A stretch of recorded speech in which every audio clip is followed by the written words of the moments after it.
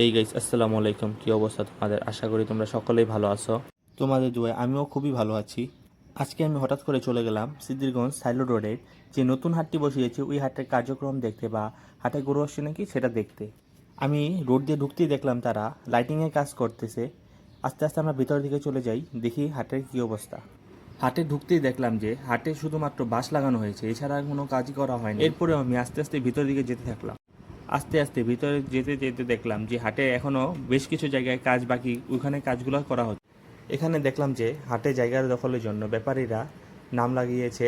হাটে আগে আগে জায়গা রাখলে ভালো জায়গা রাখা যায়। দেখলাম যে সে বেশ বড় একটা জায়গা রাখছে। মূলত সে আসবে শাহজাহানপুর সিরাজগঞ্জ থেকে। ওই পাশ থেকে বের হয়ে এগিয়ে যাওয়ার সময় দেখলাম যে এই পাশে আরেকটি ব্যাপারী তার গরুর জন্য জায়গা রাখছে। ওই জায়গা থেকে বের হয়ে দেখলাম যে যারা হাটের ট্রাক দিয়ে গরু আনবে তাদের গরু আনলোডের জন্য জায়গা করা হচ্ছে। এটা দেখে খুবই ভালো লাগলো। এরপরে আমি হাট থেকে বের হয়ে আমি চলে গেলাম যে নদীর পাড়ের দিকে, দেখতে গেলাম যে ওইখানে ট্রলার দিয়ে গরু আনলে আনলোডের জন্য কোনো ব্যবস্থা আছে নাকি। চলেন দেখে আসি।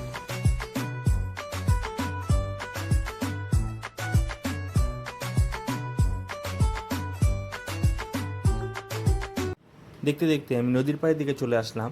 এখানে এসে দেখি ট্রলার দিয়ে গরু আসলে নামানোর মতো কোনো তারা জায়গা করে নাই। হয়তো অন্যদিকে করতে পারে, আমি সেটা জানি না।